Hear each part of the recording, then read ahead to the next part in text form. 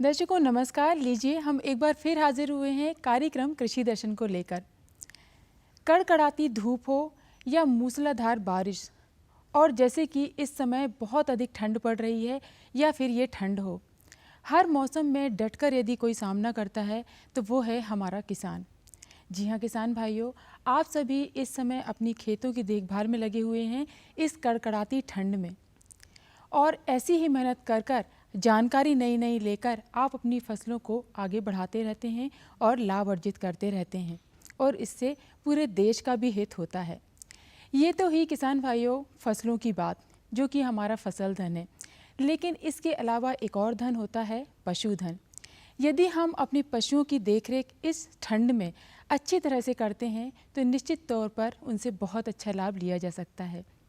आज हम इसी विषय पर चर्चा करेंगे, लेकिन अभी समय हो चला है कुछ खबरों का, यानी कि खेती से संबंधित खबरों का। तो चलिए कार्यक्रम की शुरुआत करते हैं खबरें खेती और मंडी भाव के साथ।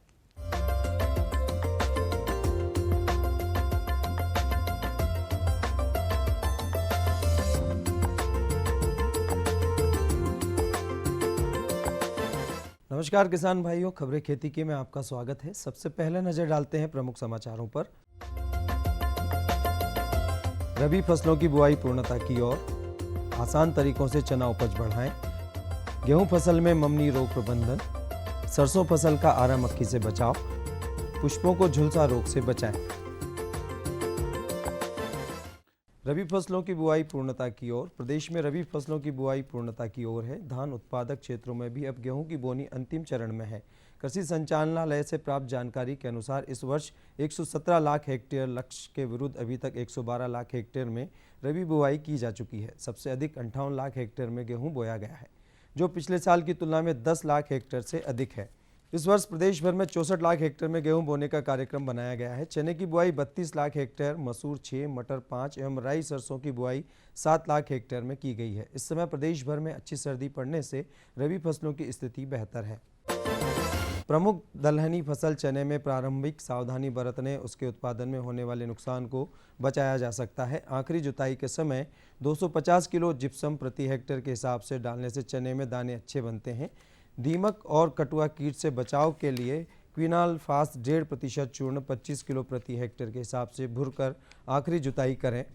प्रमाणित बीज का ही उपयोग करना चाहिए। फली छेदक कीट चने की प्रमुख दुश्मन है। इसकी रोकथाम के लिए फेरोमोन ट्रैप का उपयोग करें। जैविक कीटनाशक NPV 250 एली या BT 750 मिलीलीटर 400 से 500 लीटर पानी में मिलाकर स्प्रे करें। इसके अलावा फूल अवस्था के 15 दिन पूर्व प्रोफेनोफास 50 EC 1.5 लीटर या क्विनालफास 25 EC 1 लीटर पानी में घोल बनाकर प्रति हेक्टेयर की दर से छिड़काव करें। आवश्यकता पड़ने पर 15 दिन के अंतराल से पुनः छिड़काव करें। ममनी व टुंडू से गेहूं की फसल को अत्यधिक नुकसान होता है। इन रोगों से ग्रसित पौधों के तने का आधार फूल बन जाता है। कुछ दिनों बाद पत्तियों पर झुर्रियां दिखाई देती हैं, पत्ते टेढ़े मेढ़े हो जाते हैं। ममनी जैसे ईयर कोकल भी कहते हैं, इसे ग्रसित बालियां छोटी और मोटी हो जाती हैं। इनमें दानों के बजाय विकृत आकृतियां, जिन्हें गंगला या ममनी कहते हैं। टुंडू रोग में पत्तों, तनों व बालियों पर पीले रंग का चिपचिपा पदार्थ दिखाई देता है। यह एक जीवाणु होता है जो सूत्रकृमि के साथ रहता है और उपयुक्त मौसम में तेजी से बढ़ता है। रोगग्रसित बालियां मुड़ी हुई व बिना दाने की होती हैं। बचाव हेतु प्रमाणित बीज बुआई के लिए प्रयोग करें। बीज को 20% नमक के घोल में उपचारित कर साफ पानी में धोकर छाया में सुखाकर बुआई करें। घोल में ऊपर तैरते ममनी युक्त बीजों को निकालकर नष्ट कर देना चाहिए। सरसों फसल का आरा मक्खी से बचाव। आरा मक्खी का धड़ नारंगी, सिर व पैर काले तथा पंखों का रंग धुएं जैसा होता है। सुंडियों का रंग गहरा हरा होता है, जिसके ऊपरी भाग पर काले धब्बों की 3 कतारें होती हैं। पूर्ण विकसित सुंडियों की लंबाई 1.5 से 2 सेंटीमीटर तक होती है। इस कीड़े की सुंडियां इन फसलों के उगते ही पत्तों को काट काट कर खा जाती हैं। अधिक आक्रमण के समय सुंडियां तने की छाल तक भी खा जाती हैं। सही समय पर की जाने वाली सिंचाई से कीड़े की सुंडियां डूबकर मर जाती हैं। लार्वा को नियंत्रण में रख लेती हैं। मेलाथियान 50 EC 500 मिलीलीटर को 500 लीटर पानी में मिलाकर फसल पर छिड़काव करना चाहिए। क्विनालफास 25 EC 480 मिलीलीटर को 200 से 400 लीटर पानी में मिलाकर प्रति एकड़ छिड़काव करें। मौसमी पुष्पों में पत्ती झुलसा रोग फफूंद द्वारा होता है। इस रोग से पत्तियों पर शुरुआती अवस्था में छोटे छोटे भूरे रंग के धब्बे बनने लगते हैं, जो रोग की उग्र अवस्था में बड़े बड़े चकत्तों के रूप में परिवर्तित हो जाते हैं। रोगी पत्तियों के किनारे की अंदर की ओर मुड़ जाती हैं, जो कठोर व भंगुर हो जाते हैं। रोग की अधिकता के कारण वानस्पतिक कलिकाएं और नई शाखाएं सूख जाती हैं, जिसके फलस्वरूप फूलों का उत्पादन कम हो जाता है। इसकी रोकथाम के लिए ब्लाइटाक्स 50 या कॉपर ऑक्सीक्लोराइड का घोल बनाकर 15 से 20 दिन के अंतराल पर कम से कम 2 बार छिड़काव करना चाहिए। किसान भाइयों, खबरें खेती की में इतना ही। आप देखिए मंडी भाव और मुझे दीजिए आज्ञा। नमस्कार।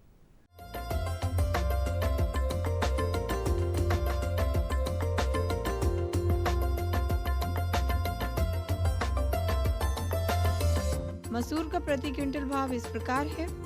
आगर में न्यूनतम भाव 4,200 रहा, वहीं अधिकतम भाव 4,775 रुपये रहा। बड़नगर में न्यूनतम भाव 4,000 रहा, वहीं अधिकतम भाव 4,345 रुपये रहा। काला पीपल में न्यूनतम भाव 4,000 रहा, वहीं अधिकतम भाव 5,000 रुपये रहा। सुजालपुर में न्यूनतम भाव 4,000 रुपये रहा, अधिकतम भाव 4,531 रुपये रहा। आइए अब बात करते हैं अरहर की। बीकन गांव में अरहर का न्यूनतम भाव 3,668 रुपये रहा, वहीं अधिकतम भाव 3,798 रुपये रहा। बुरहानपुर में न्यूनतम भाव 3,706 रुपये रहा, वहीं अधिकतम भाव 4,187 रुपये रहा। खातेगांव में न्यूनतम भाव 3,000 रहा, वहीं अधिकतम भाव 3,800 रुपये रहा।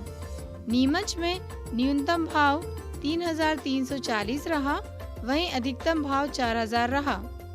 आइए अब बात करते हैं सोयाबीन की। आगर में सोयाबीन का न्यूनतम भाव 2,700 रहा, वहीं अधिकतम भाव 2,990 रुपये रहा। राजगढ़ में न्यूनतम भाव 2,800 रहा, वहीं अधिकतम भाव 3,057 रुपये रहा।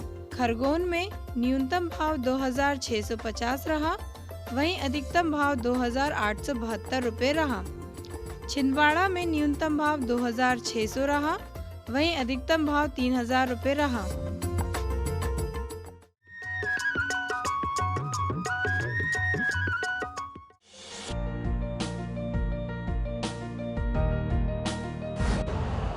यूरिया का स्वदेशी उत्पादन 70 लाख टन बढ़ाने के लिए 6 उर्वरक संयंत्रों का उद्धार किया जा रहा है। FCIL के गोरखपुर, सिंदरी, तलचर और रामागुंडम संयंत्र, HFCL की बरौनी इकाई और BVFCL की नामरू फोर्थ। सोने पर सुहागा ये है कि देश में अब बनेगा सिर्फ नीम लेपित यूरिया, क्योंकि इससे होगा किसानों का फायदा ही फायदा। अनाज का उत्पादन 10% तक बढ़ेगा। बढ़ेगी 10 से 15% नाइट्रोजन क्षमता।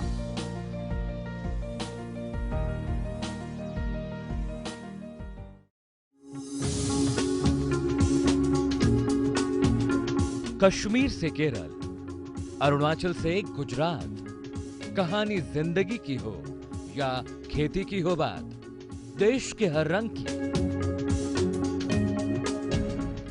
बात राज्यों की। सोमवार से बुधवार शाम 5:20 पर डीडी किसान, बदलते भारत की शान।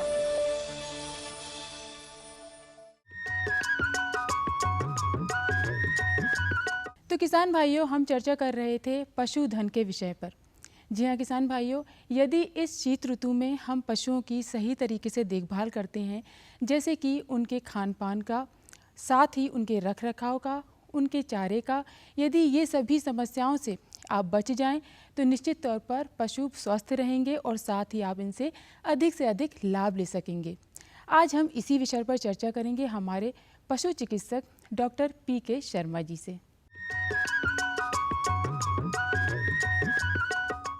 सर्दी के मौसम में पशुओं की देखभाल किस तरह की जाए, इस विषय पर बातचीत करने के लिए आज हमारे साथ हैं डॉक्टर PK शर्मा। डॉक्टर साहब, आपका हमारे कार्यक्रम में स्वागत है। डॉक्टर साहब, सबसे पहले तो ये बताएं कि पशुओं को सर्दी के मौसम में किस तरह से रखना चाहिए और क्या सावधानियां रखनी चाहिए। देखिए, सर्दी जो है धीरे धीरे बढ़ रही है और ऐसे में जो है पशुओं के स्वास्थ्य को लेकर पशुपालक भाइयों के लिए एकदम सजग हो जाना चाहिए कि ऐसे में जो है जब अत्यधिक सर्दी के संपर्क में हमारा पशु रहेगा तो उसको निश्चित रूप से कोई ना कोई जो है सर्दी से लगी हुई जो है बीमारी घेर लेगी और वो उसकी चपेट में आ जाएगा। तो ऐसे में पशुपालक भाइयों के लिए क्या सावधानी बरतें, मैं इस विषय पर चर्चा करूंगा।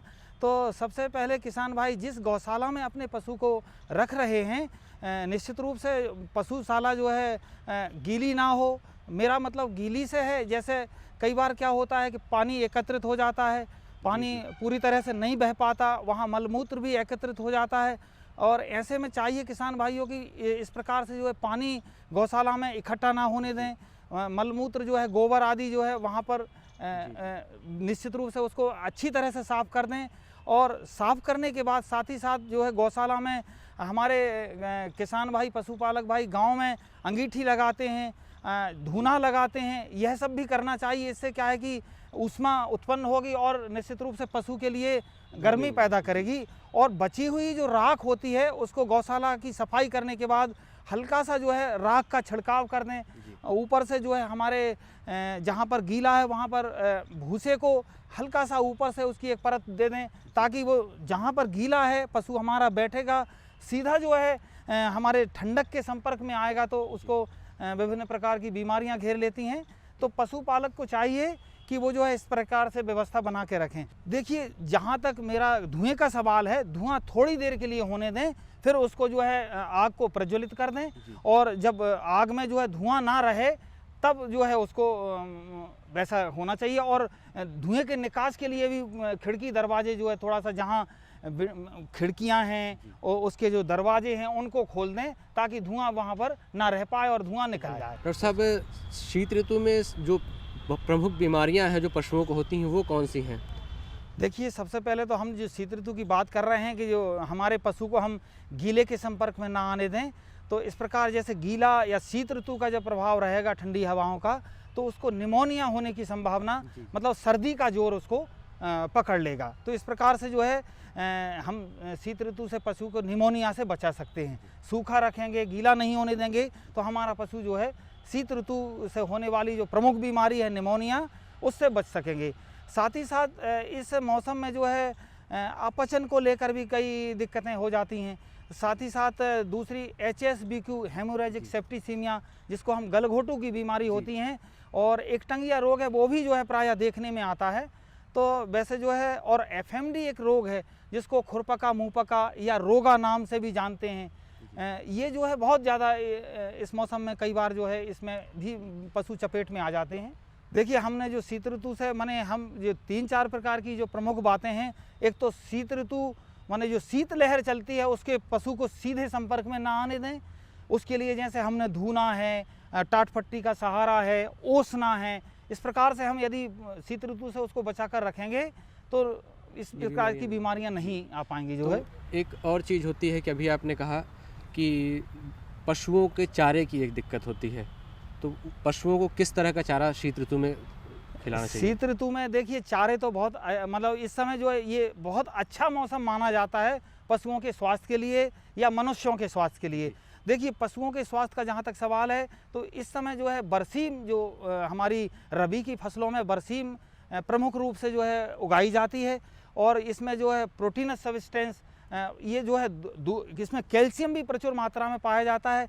तो जिन पशुओं के लिए हमें बरसीम दे रहे हैं, चाहे वो दुधारू हो या ड्राई एनिमल हो, या छोटे हों या बड़े हों, पशुओं को बरसीम खिलाते समय प्रमुख जो सावधानियां हैं उसमें जहां तक हो सके कि हमारी जो बरसीम है हम उसको चैप करके दें, टुकड़े करके कुट्टी यंत्र से उसको हम काट लें और उसमें आधा भूसा और आधा बरसीम, इस प्रकार से दोनों का मिश्रण करके यदि हम पशु के लिए खिलाएंगे तो उसके लिए जो ब्लॉट की स्थिति बनती है, अफरा की स्थिति जो बनती है, वह निर्मित नहीं होगी और चयापचय क्रिया भी उसकी बहुत अच्छे से जो है पूरी होगी।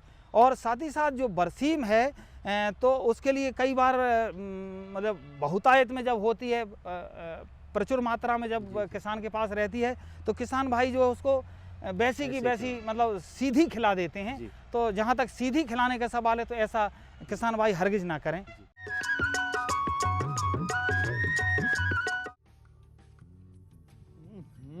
सब्जी में मसाला ज्यादा है। कितनी बार कहा है कि जितनी जरूरत हो बस उतना ही डाला करो। अरे मुझसे तो ऐसा कभी कभार होता है। और तुम जो हमेशा खेत में अनाप शनाप कीटनाशक डालते हो, उसका क्या?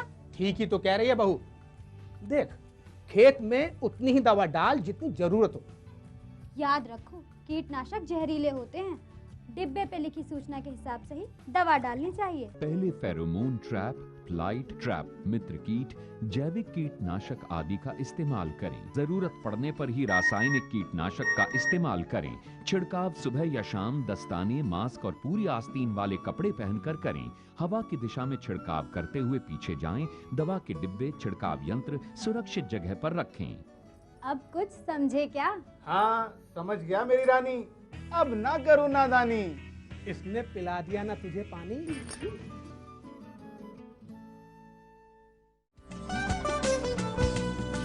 कौन कौन सी हैं सरकारी योजनाएं? कैसे उठाएं इनका लाभ? जानिए अपने गांव का हाल।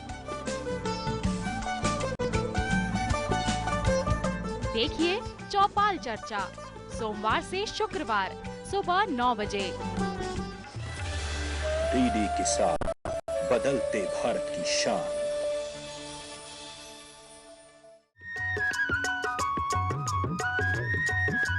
अब समय हो चला है सफल किसान से मिलने का। जी हाँ किसान भाइयों, चलिए आज हम आपको एक किसान से मिलवाते हैं जिनका नाम है श्री रामचरण कुशवाहा। ये गंज बासोदा में रहने वाले हैं और इन्होंने अपनी खेती में बड़ी मेहनत और लगन के साथ एक नया मुकाम हासिल किया है। तो चलिए इनसे मिलते हैं और सुनते हैं इनसे सफलता की कहानी। सर, मैं ये ड्रिप लगाकर सब्जी की खेती करता हूँ और इसी साल से ये मैंने मल्चिंग पे भी काम शुरू किया है। तो मल्चिंग से मेरे को फ़ायदा भी काफ़ी हुआ, निंदाई गुड़ाई का काम बच गया, बीमारी भी कम आती हैं। और नर्सरी के अंदर मैं पौधे तैयार करता हूँ लगभग 1 महीने पहले। अभी मेरा ये खेत खाली नहीं है, लेकिन 1 महीने पहले मैं यहाँ तैयार कर लूँगा नर्सरी में। जैसे ही खेत खाली होगा तो उसमें मैं लगा दूँगा, तो मेरा समय भी बच जाएगा और समय से फसल आती है मेरी। पास में ही मार्केट है, कोई दिक्कत भी नहीं है। और आधा एकड़ से लगभग मैंने 55-60 हज़ार का अभी टमाटर बेच चुका हूँ मैं, और अभी और भी बिकेगा लगभग 10-15 हज़ार का। अभी गेंदा ख़त्म हो गया, लगभग 60-65 हज़ार का मैंने 2 एकड़ से गेंदा बेचा। अब उसको हटा के उसमें मैं ककड़ी, तरबूज, खरबूज लगाना चाहता हूँ।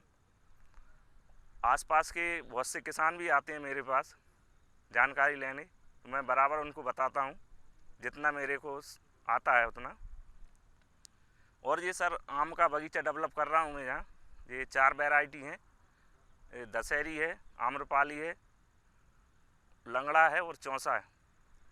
ये कलम वाले पौधे हैं सर, 3 साल में इनका उत्पादन शुरू हो जाता है। अभी ये करीब 1.5 साल के पौधे हुए हैं। और ये पपीता भी बाज़ार से ही ख़रीद के लगाया है मैंने, पता नहीं हाइब्रिड है तो सस्ता बीज, लेकिन ठीक है। इसमें लगभग 30% नर पौधे हैं और 70% मादा है। जब इनमें सब में फूल आ जाएगा तो मैं इनको 10% नर छोड़ के बाकी के हटा दूंगा। थोड़ा सा ये गुलाब भी लगा है, लगभग 150 पौधे हैं। इसका भी बढ़िया वैसे खेती है, आगे मैं 1-2 एकड़ में लगा के करना चाहता हूँ। जहाँ पे हमारे हॉर्टिकल्चर विभाग से भी हमको समय समय पर जानकारी मिलती है और वो बताते हैं, और कृषि महाविद्यालय से भी हम संपर्क में रहते हैं। यहाँ से भी हमको बहुत सी जानकारियाँ प्राप्त होती हैं बीमारियों के बारे में, जो भी कीट है, कौन सी दवा डालना है। और सर ये गेहूँ, चना या सोयाबीन से काफ़ी प्रॉफिट इसमें है। वेजिटेबल में जो सी सब्जी उगाते हैं हम, गेहूँ, चना, सोयाबीन में इतना आमदनी नहीं होता जितना ये नगद क्रॉप है हमारी सब्जी में होता है। हम यहाँ पे गंज बासोदा में बेचते हैं, ज़्यादा माल होता है तो भोपाल बेचते हैं। अभी गेंदे का फूल हमने भोपाल बेचा पूरा, क्योंकि इतने छोटे मार्केट में ज़्यादा फूल बिक नहीं पाता है। और अभी करीब 2 एकड़ में और भी फलदार वृक्ष लगाना है अभी हमको। जनवरी के बाद पाले का समय निकल जाएगा, उसके बाद लगाएंगे। अभी क्या है, पाले का डर रहता है जनवरी में ज़्यादातर, उसके बाद ही हम लगाएंगे। और ये सब्जी भी हम अभी नर्सरी में पौध तैयार करेंगे। अब जैसे ये पाले का समय निकल जाएगा 31 जनवरी के बाद हम इसको खेत में लगा देंगे।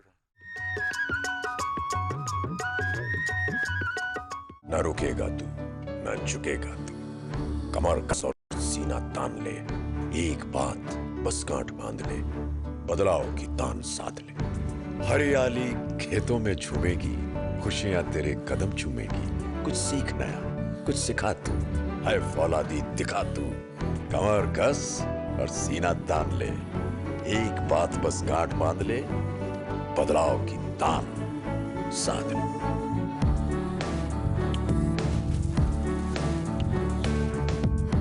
दूरदर्शन किसान, छेड़ो बातें बदलाव की। पशु नहीं अभिमान है, किसान भाई की शान है, आय का है माध्यम, परिवार का सम्मान है। पशुपालन पर आधारित विशेष प्रोग्राम हमारा पशुधन, गुरुवार और शुक्रवार शाम 5:30 पर। डीडी किसान, बदलते भारत की शान।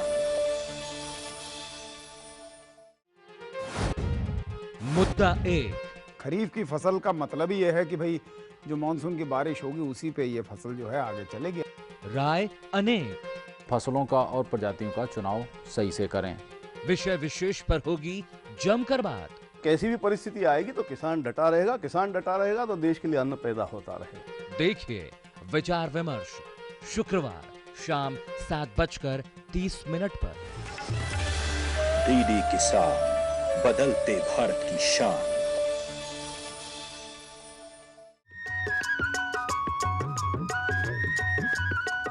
तो किसान भाइयों, ये था हमारा आज का अंक। आपने देखा किस तरह पशुओं की देखभाल की जाए जिससे कि आप इनसे बहुत अच्छा लाभ ले सकते हैं। साथ ही साथ आज हमने आपको फिर एक सफल किसान से मिलवाया।